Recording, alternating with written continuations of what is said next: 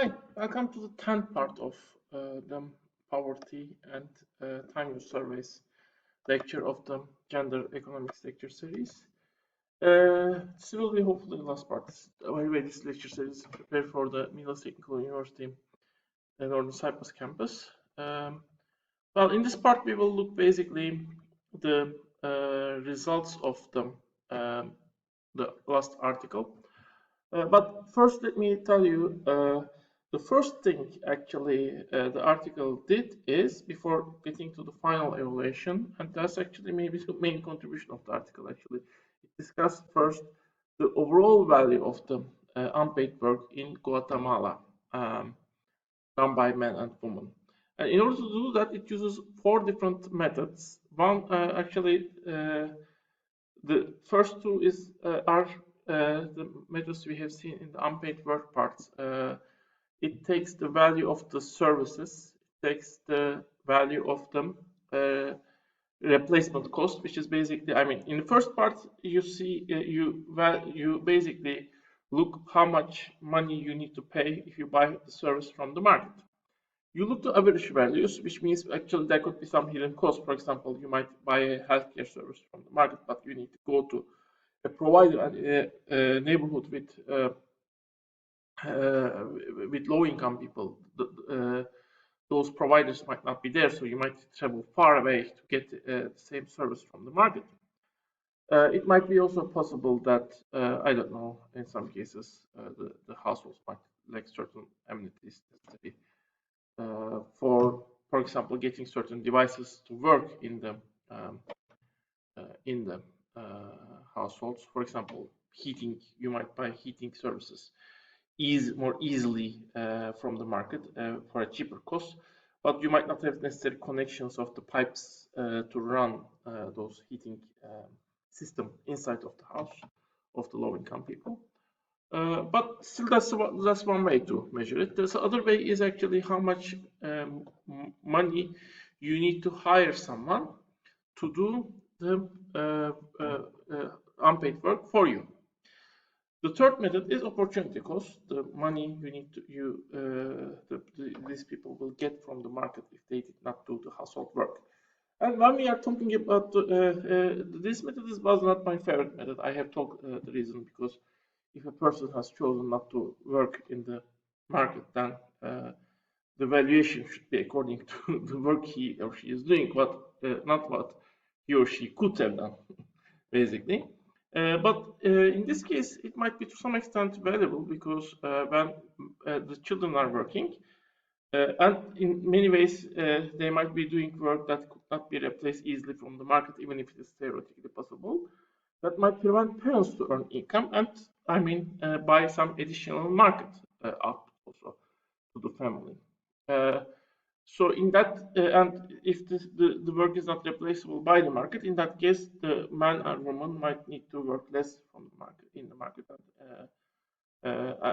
for a paid job, and might need to work more for the family, and that means lost income from the market, which is equal to the wage that person could have earned. And this is also a common method, but this method has actually there are 2 versions of this method. In one case, the average wages of men and women were used. In second case, all different factors of wage variations are calculated for both men and women. Well, it is reversed, but just you can see it. Level of education, local household income, number of children, age, everything that varies the wage of a person.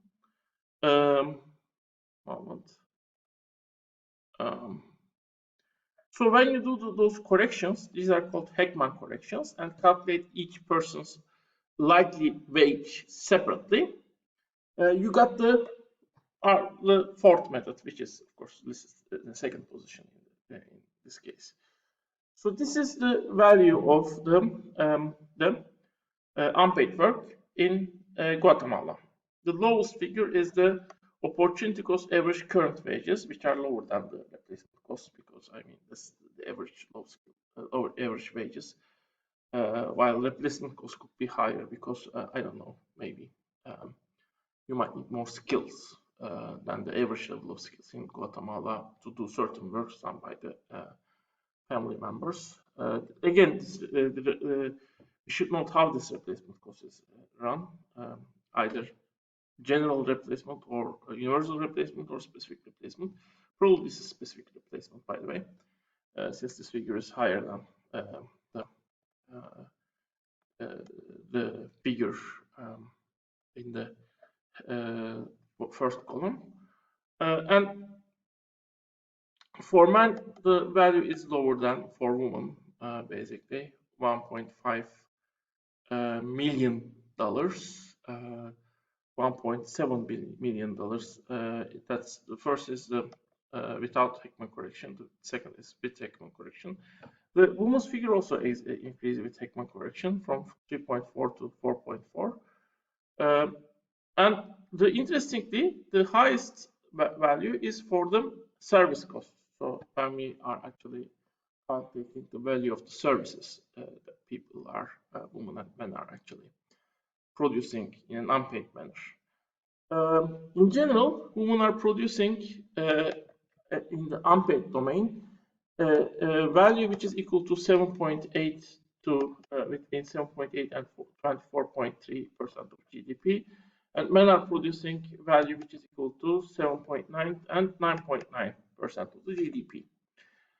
In general, it is almost, well, it is between 1/4 and 1/3 of the GDP level. And then the article goes on and also finds out what percentage of people are time poor in Guatemala. Basically, women, more than 30% of women are time poor, while in case of men, this is 15%. Urban and rural areas are more or less the same. Rural areas surprisingly have less time poverty than urban areas. Indigenous language, the ones that are natives and the ones that are Europeans, that's an important division in Guatemala. But the difference is not that high in this case. And this is a trend, basically, man and woman trend. Men's actually time poverty has increased to from 10% around to a value of around 15%. Women's had been around 30%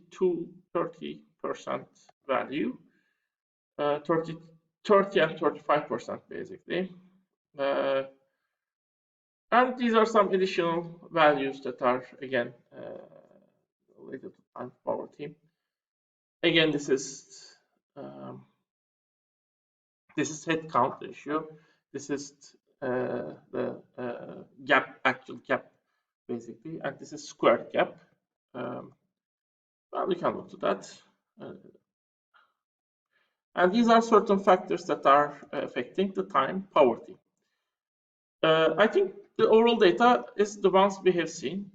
The really interesting thing is when we are talking about when we apply this information to evaluate the program. And basically, when we evaluate the program, the children who are at school are actually taking 10 hours less unpaid work. Well, the article says, let's translate this to the 8-hour per week unpaid work, assuming the adults are able to make the unpaid work tasks more efficiently. Well, in that case, well, the transfer was 300 quetzals, that's Guatemalan money, per week. This transfer does not exist the value of time when we are using Heckman corrections, I mean evaluation, where the wages are corrected, or service cost evaluations. It exceeds the monthly value of them. The value of the other two ways, I mean current wages, the average wages, and the replacement cost, basically. So, depending on our methods, it might be covering the cost or not covering the cost according to different methods in this case. So the families might be, and since these are the average cases, the average values also, for some families, basically, this money might not be enough to cover the cost of sending children to the schools, while for some other families, it might be enough. So certainly increasing this cost, this transfer to a higher value, or maybe also trying to cover the cost of sending children to school in different ways. I don't know, maybe by allowing certain households work to be done more easily, opening childcare facilities, for example, free childcare facilities, for example, might also be, when you take this cost into account, make it visible, these might also be thought as some options that could be like companies, programs like this program, Mi Familia Progressa. So this is basically the article, and I think personally it is a very nice and interesting article. I could talk more about it actually. There is a lot to discuss on it, but we are very close. We are already at the 10th part, and this is the last lecture. I want to leave it to you to think about it further and read certain details. Maybe we haven't focused on the article also further. I want you to introduce to the article in general. Basically, if we had in class, even actually, I would direct the discussions according to your questions. Basically, you don't need to cover everything certainly. Anyway, lastly, maybe I should mention this week's discussion where we will discuss well, children's time, whether it is healthy for the children to do certain household work or certain kind of work, basically, and to what extent this is healthy, to what extent this is not healthy. That's the question, basically. And basic opinions are very much divided in this case. My opinion, I'm also confused in this case. So, what can we say on the child's time poverty in general? In what case we can say children are time poor? What is the healthy maximum amount of work done for the family and social work for the children, basically? Anyway, this is this week's discussion. I hope you enjoyed it, and I hope you enjoyed this this lecture, particular, and the course in general.